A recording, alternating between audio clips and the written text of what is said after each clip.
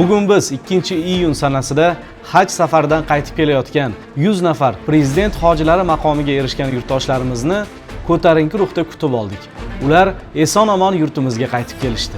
Bizning yurtimiz, yurtboshimizga ming rahmat. Yaxshi ziyoratlar qildik. Yurtboshimiz haqlariga, butun yurtimiz, dunyomiz, mana shu yerda o'tirgan barcha azizlar, sizlar haqingizga hammalaringizga duo qildik.